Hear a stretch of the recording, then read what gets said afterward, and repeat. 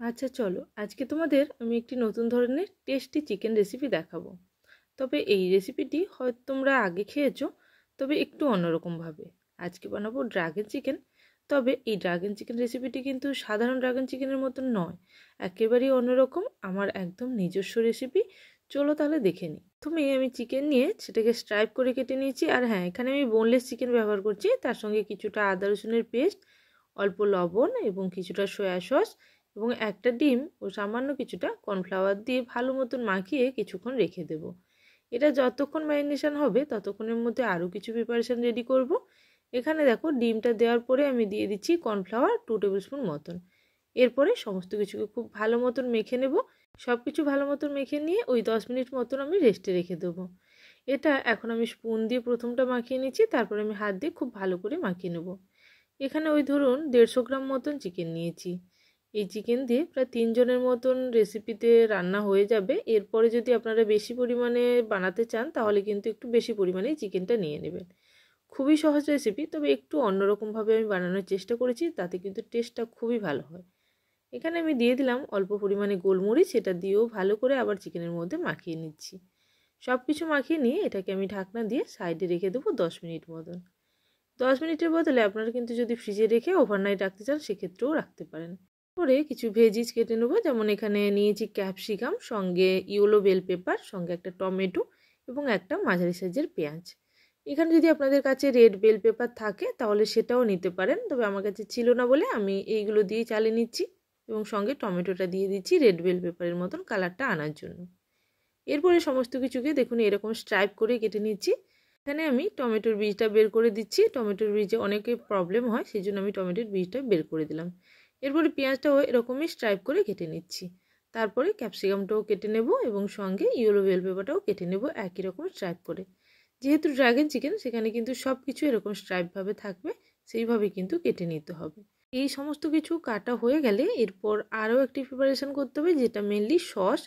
এই ড্রাগন চিকেনের যে মূল উপকরণ সেটি হলো একটি স্পাইসি সস। এই সসটি কিন্তু আমি একটু অন্যরকমভাবে বানাবো, যেটা আমার একেবারে পার্সোনাল রেসিপি বলতে পারেন। সেই জন্য সসের পরিমাপটা এবং সসে কী উপকরণ ব্যবহার হবে সেগুলো কিন্তু একেবারে আমার নিজস্ব। সেটা দেওয়ার পরে কিন্তু এই রেসিপির টেস্ট একেবারেই পাল্টে যাবে এবং খেতে কিন্তু খুবই সুস্বাদু হবে। আর এদিকে আমার সমস্ত সবজিগুলো কাটা হয়ে গেল। এরপরে আমি আরও কিছু প্রিপারেশান আগে থেকেই করে রেখেছিলাম, যেমন এখানে রসুনের কুচি, আদার কুচি এবং 3 কোয়া গোটা রসুন, কিছুটা কাঁচা লঙ্কা।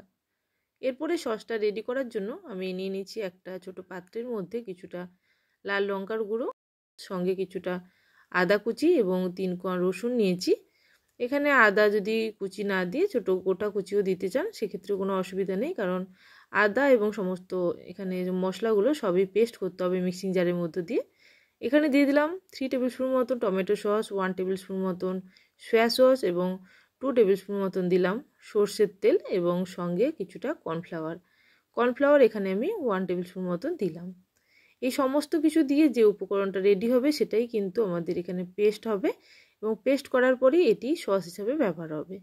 এখানে আমি কিছুটা দিয়ে দিলাম ধনেপাতা কুচি। ধনেপাতার যে ডাঁটার দিকটা থাকে সেই ডাঁটার দিকটাই আমি এখানে দিয়েছি, এতে ফ্লেভারটা বেশ ভালো আসে, তাই দিলাম। এরপরে সমস্ত কিছু একটি মিক্সিং জারের মধ্যে দিয়ে এখানে অল্প পরিমাণে আমি বাটিটা ধুয়ে জলটা দিয়ে দিচ্ছি যাতে সসগুলো না নষ্ট হয়। এরপরে সমস্ত কিছু দেওয়ার পরে আমি এটিকে মিক্সিং জারের মধ্যে সমস্ত কিছু ব্লেন্ড করে নেব। একেবারে কিন্তু একটা মিহি পেস্ট বানিয়ে নিতে হবে, যেটা একটা রেড চিলি সসের মতো দেখতে হবে। টেস্টটা কিন্তু একেবারে আনকমন এবং ইউনিক হবে এইভাবে যদি বানানো। পরে এই সসটিকে আমি সাইডে রেখে দিচ্ছি। এর মধ্যে আমি চিকেনটাও ম্যারিনেশন করে নিয়েছিলাম। চিকেনটা এখন ম্যারিনেশন হয়ে গেছে। এবার চিকেনটাকে হাতের সাহায্যে খুব ভালো মতন মাখিয়ে নেব। এরপর কড়াইয়ের মধ্যে আমি তেল বসিয়ে দিয়েছি, সাদা তেলে চিকেনগুলোকে ফ্রাই করে নেব। এইভাবে লম্বা লম্বা করে স্ট্রাইপগুলো কিন্তু আমি ভেজে নিচ্ছি। এখন গ্যাসের ফ্লেম এখানে আমি মিডিয়াম রেখে প্রথমে চিকেনগুলো ভেজে নেব। তবে চিকেনগুলোকে খুব বেশি ভাজার প্রয়োজন নেই, যেহেতু আমি আগে থেকে ম্যারিনেশন করে রেখেছিলাম। আর খুব বেশি ভাজলে কিন্তু চিকেনটা অনেক সময় ড্রাই হয়ে যায়, সেক্ষেত্রে শক্ত হয়ে যায়। তাই জন্য গ্যাসের ফ্লেম প্রথমে মিডিয়াম রেখেছিলাম, তারপরে হাই ফ্লেমে আমি কিছুক্ষণ ভেজে নিয়েছি। এইভাবে কিন্তু সমস্ত চিকেনটা আমি ভেজে নেব। সমস্ত স্ট্রাইপগুলো ভাজা হয়ে গেলে তারপরে আমি সবগুলোকেই প্লেটের মধ্যে তুলে নিচ্ছি। দেখুন এইভাবেই কিন্তু নিয়ে নিচ্ছি, একেবারে কিন্তু গোল্ডেন করছি না, তাতে চিকেনটাও অনেক সময় হার্ড হয়ে যায়। এইভাবে সমস্ত চিকেনগুলো একইভাবে ভেজে নিচ্ছি। আমি এখানে যেহেতু অনেকটা চিকেন ছিল সেহেতু আমি 2 বারে ভেজে নিয়েছি। সমস্ত চিকেনগুলো ভাজা হয়ে গেলে এবার আমি প্লেটের মধ্যে তুলে নিয়ে তারপরে বাকি রান্নাটা করে নেব। এই রান্নাটা করতে কিন্তু খুব বেশি টাইম লাগে না এবং খুব কম সময়ের মধ্যেই রান্না হয়ে যায় আর খুবই সহজ একটি রেসিপি। একটু ইউনিকভাবে বানালে খেতে ভালো হয়, তাই আমি এইভাবে বানিয়েছিলাম। এরপর আমি আরেকটি কড়াই বসিয়ে দিচ্ছি। এই কড়াইয়ের মধ্যে দিয়ে দিচ্ছি চিকেন ভাজা যে তেলটা, সেখান থেকে অল্প তেল নিয়ে দিয়ে দিলাম। তার মধ্যে দিয়ে দিলাম রসুনের কুচি এবং আদার কুচি, যেটা আমি অল্প করে আগে থেকে রেখে দিয়েছিলাম কুচিয়ে, সেটা আমি দিয়ে দিলাম। এরপরে বাকি সবজিগুলো এক এক করে আমি দিয়ে দেবো। যে সমস্ত সবজিগুলো আমি কেটে রেখেছিলাম, যেমন এখানে পেঁয়াজ, ক্যাপসিকাম, ইয়েলো বেল পেপার, সঙ্গে টমেটো নিয়েছিলাম। টমেটোটা আমি একটু পরে দেবো, কারণ টমেটোটা আগে থেকে দিলে ওটা ক্রিস্পিনেসটা চলে যাবে। আর এই সবজিগুলো কিন্তু খুব বেশি ভাজবো না, 1 থেকে 2 মিনিট জাস্ট নাড়াচাড়া করে নেব এবং গ্যাসের ফ্লেম হাই রাখবো। এরপর টমেটোটাও দিয়ে দিলাম। টমেটো দিয়েও একবার জাস্ট নাড়াচাড়া করে নিয়েছি। এরপরে আমি তৈরি করে রাখা সসটা দিয়ে দেবো। এখানে চাইলে আগে চিকেন দিয়ে তারপরে সসটা দেওয়া যেতে পারতো, কিন্তু সসটা যেহেতু কিছু উপকরণ কাঁচা আছে সেই জন্য কিন্তু আমি এখন সসটা দিয়ে অল্প পরিমাণে সসের বাটি ধোয়া জলটা দিয়ে ভালো মতন সসটাকে কষিয়ে নিতে হবে। এই পর্যায়ে গ্যাসের ফ্লেম আমি হাই রাখবো না, যদি হাই রাখা হয় তাহলে কিন্তু সবজিগুলো খুব তাড়াতাড়ি নরম হয়ে যাবে এবং মশলাটা কিন্তু কষানো হবে না। এরপর কিছুটা মশলা কষানো হয়ে গেলে এর মধ্যে আমি চিকেনটা দিয়ে দিচ্ছি। চিকেনটা দিয়ে আবারও খুব ভালো মতন এই সমস্ত সবজি এবং মশলাটাকে নাড়াচাড়া করে নিচ্ছি, যাতে সমস্ত সবজির সঙ্গে মশলাটা খুব ভালো মতন মিশে যায় এবং চিকেনের মধ্যে একটা ফ্লেভারও আসে। এইভাবে সমস্ত সসের সঙ্গে সমস্ত কিছু ভালো মতন মিশিয়ে নিয়ে গ্যাসের ফ্লেম হাই করে 2 মিনিট মতন ফুটিয়ে নিলে দেখবে সাইড থেকে একটু তেল ছাড়তে শুরু করে দিয়েছে। এই তেল ছাড়া হয়ে গেলেই কিন্তু রান্নাটা প্রায় রেডি।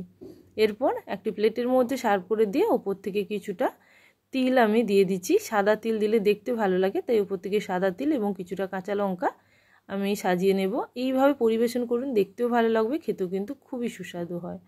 তাহলে রেসিপি ভালো লেগে থাকলে অবশ্যই কমেন্ট সেকশানে জানাবেন। আর যারা এখনও পর্যন্ত চ্যানেলটিকে সাবস্ক্রাইব করেনি অবশ্যই চ্যানেলটিকে সাবস্ক্রাইব করে নিয়ে পাশে থাকা বেল নোটিফিকেশানে ক্লিক করে রাখবেন, যাতে আমার চ্যানেলে রেসিপি আসার সঙ্গে সঙ্গে আপনাদের কাছে সবার আগে নোটিফিকেশান পৌঁছে যায়। তাহলে আজকের জন্য এই পর্যন্ত, আবারও চলে আসবো নতুন কোনো রেসিপির সঙ্গে। ততক্ষণের জন্য সবাই ভালো থাকবেন, সুস্থ থাকবেন। Thank you for watching my video.